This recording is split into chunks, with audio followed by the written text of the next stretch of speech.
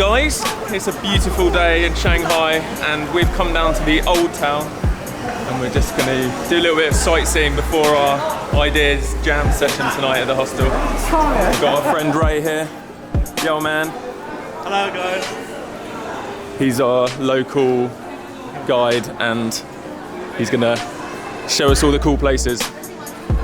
We definitely need help. On the first night, we literally were struggling even to get street food that we couldn't even get to the hostel to start with. Exactly. We were struggling to even fulfill our basic needs here. So thankfully Ray's gonna show us what's up and keep us in the game.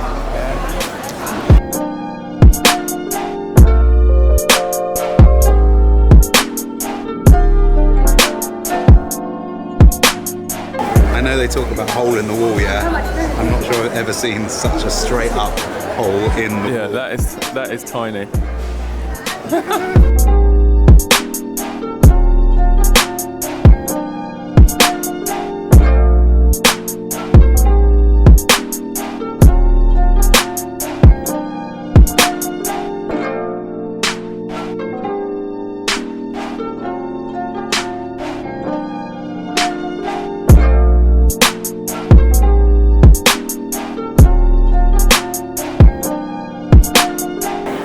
So we've just learned this is a Taoist temple. And I don't really know much about this place, or Taoism at all. We're going to try and find out some things.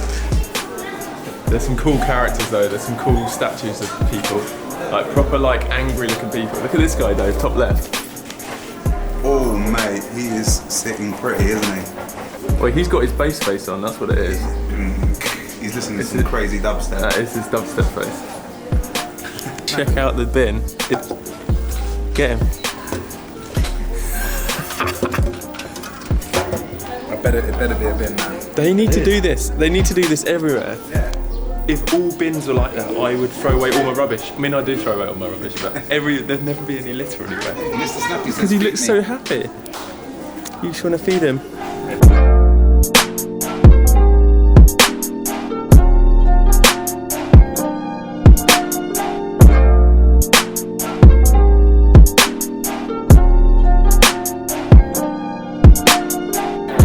This is Louis smashing up the slow-mo in 120.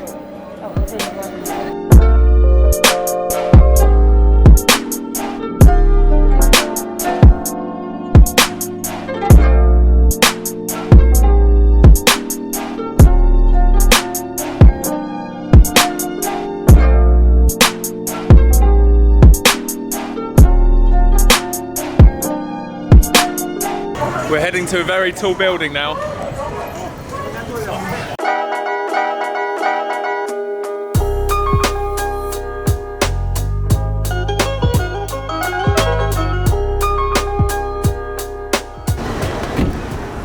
Guys, check this out. This is where we're heading, all the way up there. We're going up to this transparent observatory, and I'll admit, I've got a healthy regard for heights and transparent floors, and I'm scared, basically. It looks like what people thought the future looked like when they were in the 70s, you know? Like the Jetsons.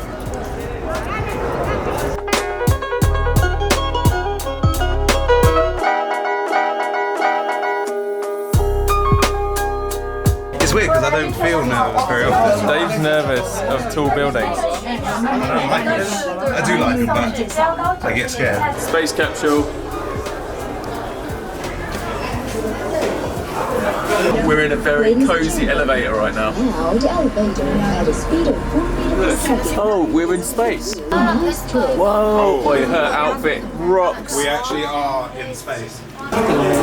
Yes, bro. Not that clear. They need to clean the window a little bit, I think. Be the astronaut, bro. Be the astronaut.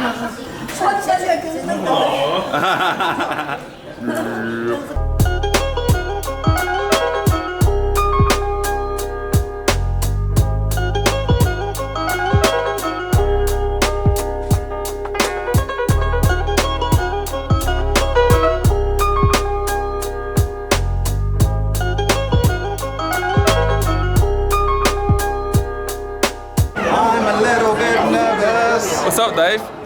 You ready for the glass floor? Not really, bro. They call it the glass floor of doom. No, they don't. No, they don't. I like it here, mate. Yeah, I don't like it. Whoa! Come on, Dave. I don't like it. Jump it, here. I don't like it. This is cool. I don't like it at all. Why? Do you think it's not safe? I just don't like it.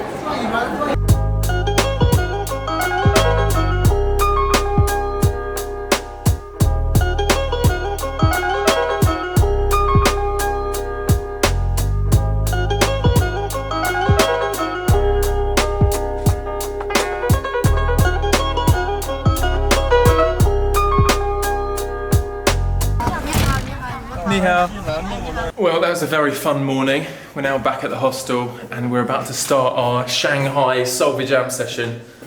And I'm not expecting a big turnout, mainly because I've said before, YouTube is actually banned here, so we're not sure how people would even hear about it. But there's probably a couple. Right, I think we're ready to start our little jam session. Unfortunately, we only have one Chinese native here. I'm emailing some other guy, I don't know if he's going to be able to make it, but this is the crew we got. Hey. Yo. Like a global committee. Hello. Norway, Germany, Malaysia, Singapore, Brazil. England. England. What would be one thing that you think would help China to flourish more? I think China has all the resources they need.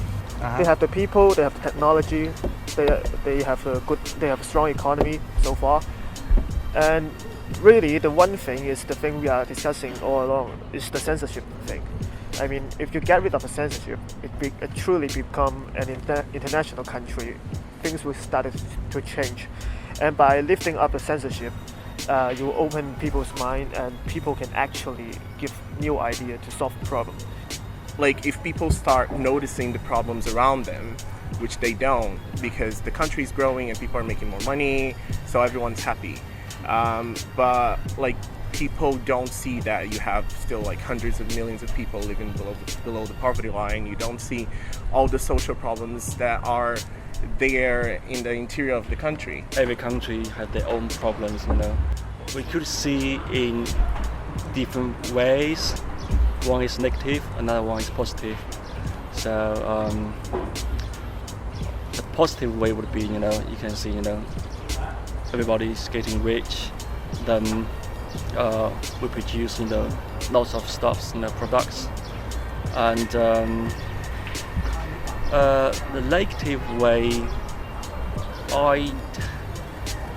it's something people don't have trust now for each other.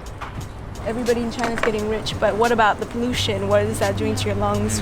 Cancer, and everything is happening so fast. And I think you have to keep sight of what are the long-term implications of what you do today. The pollution index goes from 0 to 500. Yeah. This year, or the end of last year, it was like 900. 900.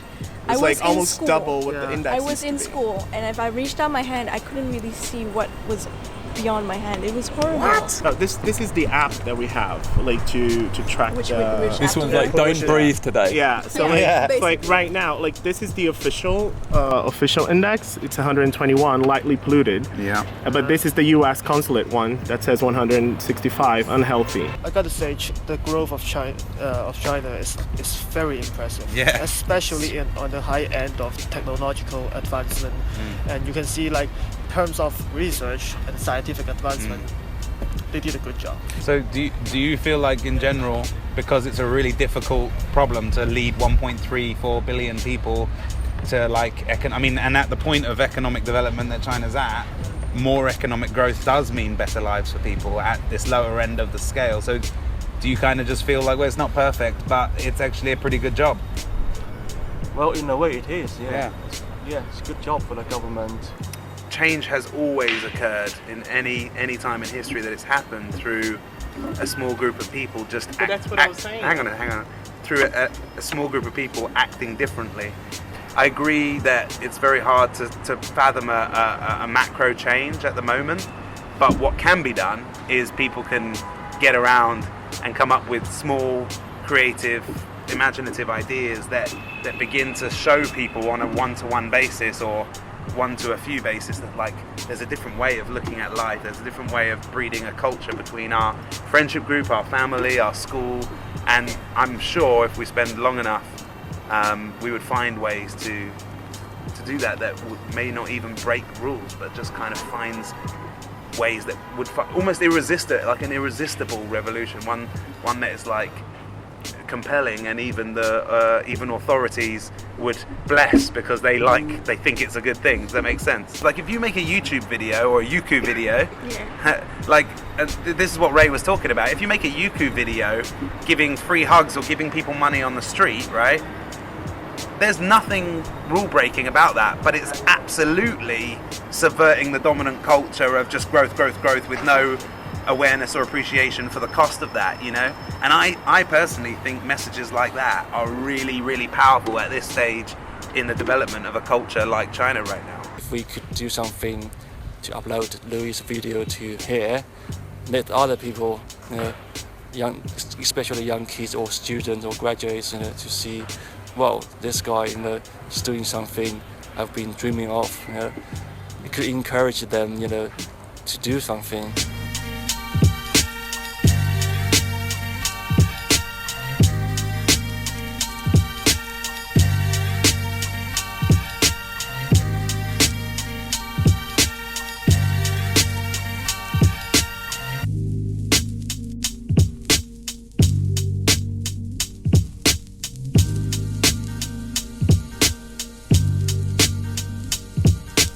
Got some spring rolls, vegetable noodles, got some extra chili sauce here. I have to have a count up. Gonna put some of that on.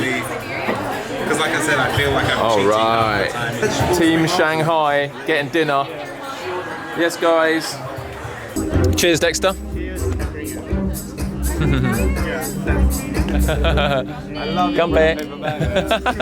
That is so good. So the crew have left. We've had a lovely evening, and it was a pretty cool idea jam session. I think it was a little bit tricky because we only had Ray that was actually Chinese, and I think as well we just scratched the surface of talking about some of the issues. We didn't really delve a lot into solutions. I think it was quite a unique experience tonight. There's a lot of voices, different opinions, and also as you saw, like the team that came were actually quite global with like small insights into China, but I would have loved to hear a few more voices of people that grew up here, and maybe that's an ongoing conversation. Maybe we can try and connect a bit more through other media platforms. We're actually talking about using Youku, which is the Chinese kind of version of YouTube, to maybe start putting some of my videos out on there so we can communicate a bit more and people can find out about what we're doing.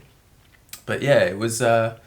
It was good to make a small connection, and maybe if we do this again, we'll find some more connections in China. Yeah. How did you find it, Dave? It was good, man. Ray's the man. We would have been stuffed without Ray.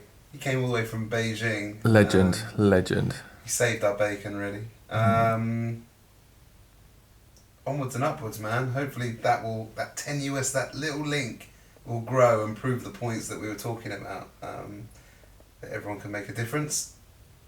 I'm excited about South Korea. I really know very little about it, so I'm going in with wide eyes. So hopefully meet a whole bunch of cool people there too. I'm off to sleep now though, bro.